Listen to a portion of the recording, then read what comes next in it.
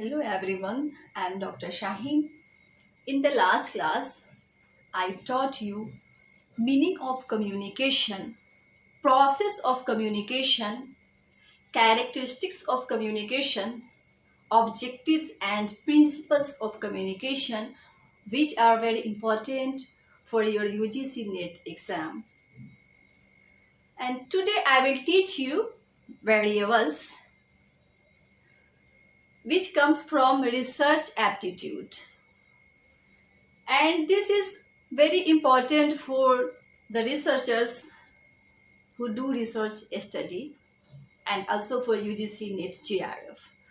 So let me tell you first of all what is variable.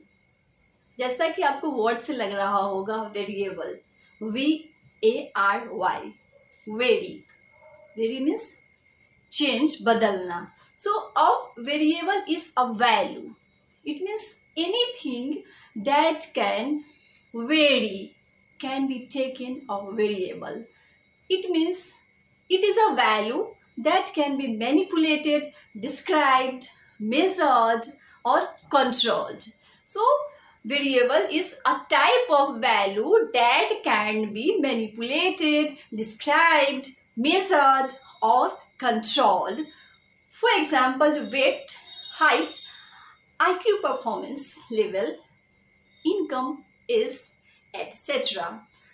अगर हम इसको simple language में बात करें तो यह एक ऐसी इकाई है, एक ऐसी मूल्य है. वेरिएबल एक ऐसी इकाई है, एक ऐसी मूल्य है जिसे मापा जा सकता है, नियंत्रित किया जा सकता है, वर्णित किया जा सकता है या फिर हेर फेर किया जा सकता है. अंडरस्टैंड. जैसे हाइट एक वेरिएबल है, वेट एक वेरिएबल है, इनकम इज एटसेट्रा. इन सब चीज़ों में क्या है कि ये चेंज होता रहता है, इस पर कंट्रोल किया जाता है. अब हम आते हैं इंडिपेंडेंट वेरिएबल के बारे में. So there are very types of variables, but I will teach you the variables which are very important from your UGC NET examination. Okay कुछ ऐसे वेरिएबल्स है सिर्फ वहीं से आपको क्वेश्चंस आते हैं यूजीसी नेट एग्जाम में. अंडरस्टैंड.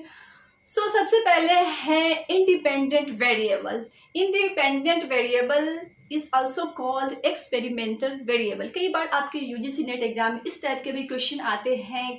अगर किसी वर्ड का कोई दूसरा नेम भी होता है, किसी थियोरी का दूसरा नेम होता है, तो आपसे पूछा जाता है, आपसे इस तरह क्वेश्चन आ सकते हैं कि independent variable is also called. आपका एक ऑप्शन ये आ सकता है एक्सपेरिमेंटल वेरिएबल. तो आपको पता होना चाहिए independent variable is also called experimental variable. So independent variable is also called experimental variable because here a researcher easily manipulates or controls. So he or she or the researcher can change the data.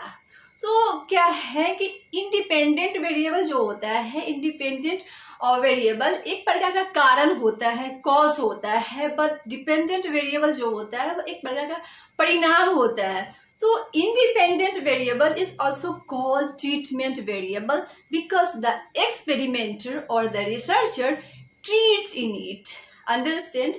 This is independent variable is also called treatment variable because the experimenter or the researcher treats in it, and it is also called presumed cause. Understand? अब समझ में आ गई. मतलब क्या है कि आपका independent variable जो है वह एक प्रकार का कॉज है, कारण है, जबकि आपका डिपेंडेंट वेरिएबल जो है एक प्रकार का परिणाम है. अंडरस्टैंड. तो अगर आपको डिपेंडेंट वेरिएबल को जानना है या इंडिपेंडेंट वेरिएबल को जानना है तो आपको दोनों को समझना होगा. अंडरस्टैंड. तो ये इंडिपेंडेंट वेरिएबल है. अब now I tell you dependent variable. Dependent variable is also called criterion variable. Understand. तो इसमें क्या होता है कि सपोज कोई भी अगर आप फिजिकल एक्टिविटी करते हैं तो उसका इफेक्ट क्या होता है कि वेट गेन या वेट लॉस हो सकता है. अंडरस्टैंड. तो इसमें क्या है कि अब फिजिकल एक्टिविटीज को मैनिपुलेट या कंट्रोल कर सकते हैं. तो यह क्या हो गया, यह इंडिपेंडेंट वेरिएबल हो गया. लेकिन but the effects of physical activities को क्या होता है, वेट गेन और लॉस पे दिखेगा. तो यहाँ पर इसमें जो इंडिपेंडेंट वेरिएबल को मैनिपुलेट का इफेक्ट देख रहे हैं, तो यहाँ पर जो वेट गेन हो गया आपका वह डिपेंडेंट वेरिएबल हो गया, because weight gain is dependent on activities. Understand? तो ये आपको समझना है कि इंडिपेंडेंट और डिपेंडेंट वेरिएबल कैसे एक दूसरे से रिलेटेबल है। अंडरस्टैंड?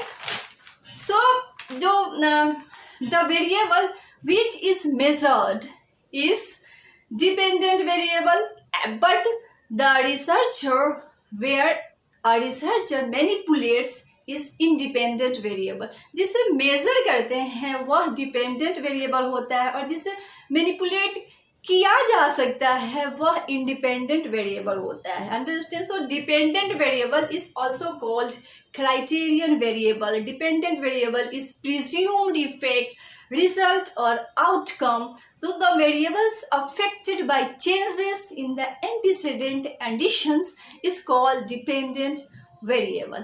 Understand? अब हम बात करते हैं third type of variable, extraneous variables. So extraneous variable क्या होता है? A variable that a researcher intentionally studies in the process of test or experiment.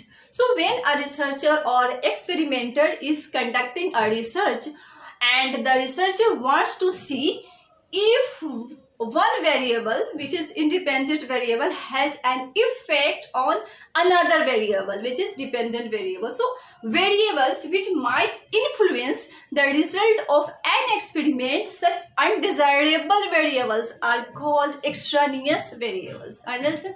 The undesirable variables are called extraneous variables. So extraneous variables might include amount of support in socio-economic income and support in the home or temperature of the testing room, and so these things affect the research study. So extraneous variable is uncontrolled variable which affects the study, the research study. For example, अगर physical activity का effect अगर weight gain पे हम देख रहे हैं तो there we didn't pay attention to the age of the people who were doing physical activities. So according to the age, physical activity का जो इफेक्ट होता है अलग अलग एज के लोगों पे अलग होता है. अगर आप सेम टाइप के फिजिकल एक्टिविटी अब चिल्ड्रन पे भी हम कराएंगे और एडल्ट पे कराते हैं या ओल्ड एज पे कराते हैं तो हर एज के लोगों पे उसका इफेक्ट अलग अलग रूप में हमें देखने को मिलेगा.